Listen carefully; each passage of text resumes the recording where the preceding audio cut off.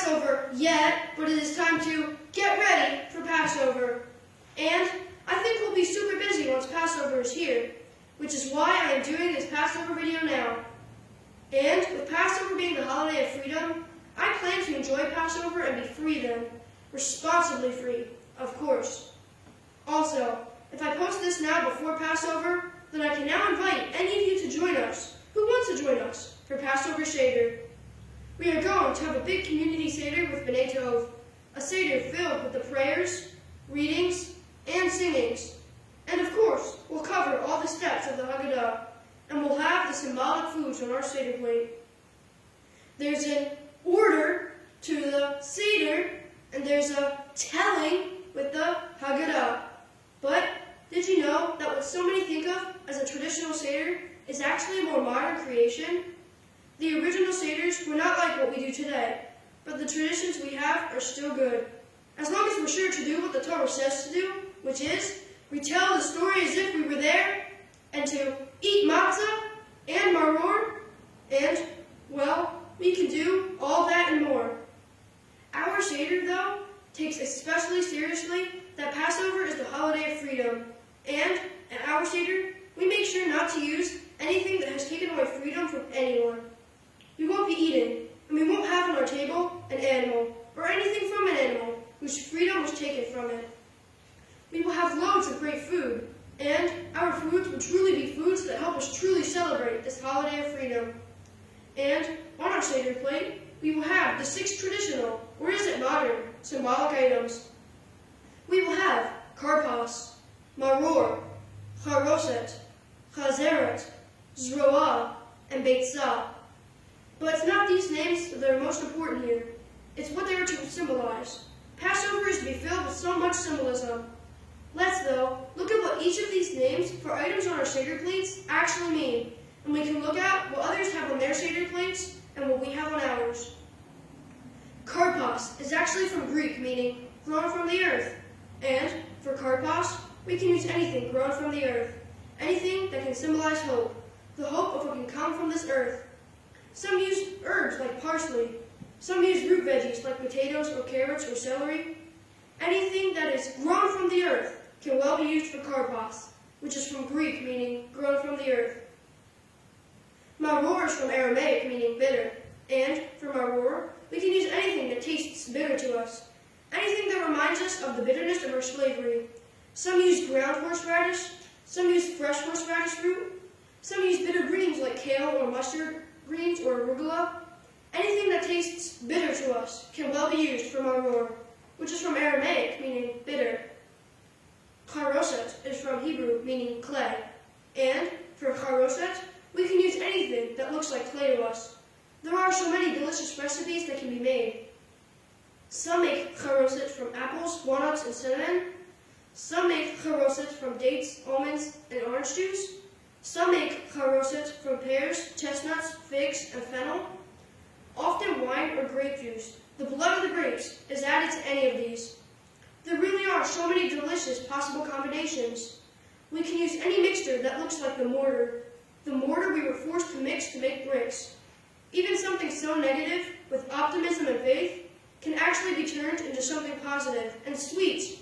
Whatever our mixture, we make it look like clay for charoset, which is from Hebrew, meaning clay. Chazeret is from Hebrew, meaning uncountable. And for chazeret, we can use anything that is uncountable to us. Anything that reminds us of the uncountable things God does for us. Some, like we do, use salt water with uncountable grains of salt. Some use little seeds, like flax, that seem uncountable as the grains of sand in the desert. Seeming less connected, but some have come to use a second bitter herb, perhaps symbolizing how the bitterness of our slavery was uncountable. And some use a second item from the earth, as the earth does provide us that which is uncountable. Anything that is uncountable to us can well be used for chazeret, which is from Hebrew, meaning uncountable. Zroah is from Hebrew, meaning arm. And for zroah, we can use anything that can symbolize an arm. Something that can represent the arm that God reached out to help us, or something that can symbolize the arm of the angel of death. Or it can be seen as something that can symbolize the blood of the lamb we use to paint our doorposts, to identify our homes as Jewish homes, as believers in God and goodness. Some use the shank bone or other bone of a lamb or other animal.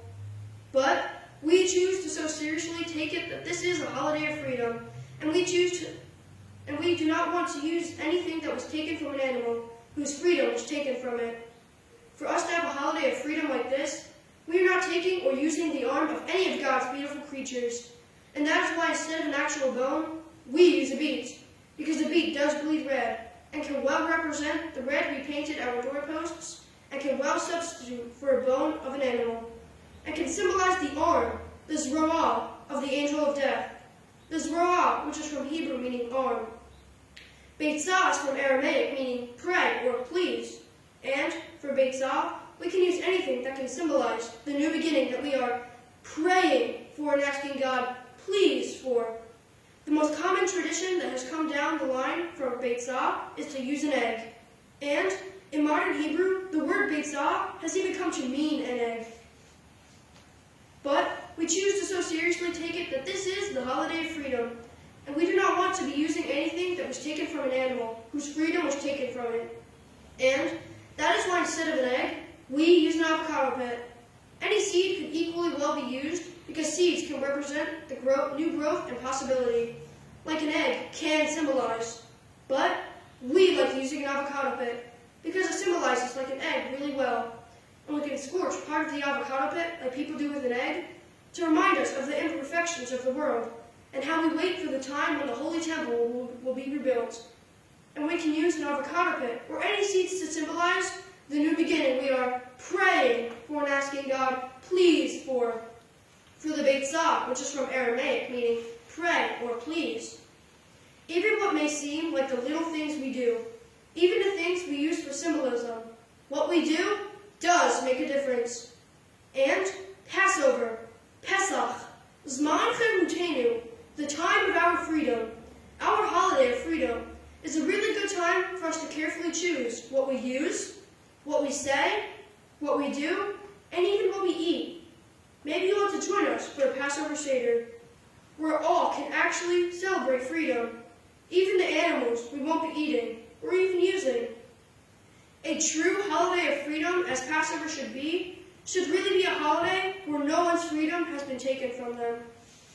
It makes so much sense for Passover to be celebrated with a vegan Seder. The only reason animals were used, and have come to still be so used, is that it was the way of the world back then. But are we in Egypt now? No, we are free. We can make free choices. We do not have to use animals. We do not have to take their freedom and so contradict such a holiday of freedom. We are not in Egypt. We left Egypt. We are supposed to be out of Egypt. Egypt in Hebrew is Mitzrayim, and Mitzrayim means narrow place. We are to have left Egypt. We escaped Egypt, and we all have to escape our Egypts. We have to escape our Mitzrayim. We have to escape our narrow places. We have to escape our narrow minds. Our narrow minds of thinking that our holiday of freedom should not also include all of God's other creatures who should be able to be free too. Passover Seders have changed a lot over the years, and wouldn't it be great? Great for freedom, and great for all life, if it became more common for Passover Seders to have us celebrating freedom without taking the freedom of any other life? Maybe even you want to join us at our Seder, where we'll be using the Haggadah for a New World, which Dad first wrote way back before me, way back in 1988. And I want to wish you a kosher,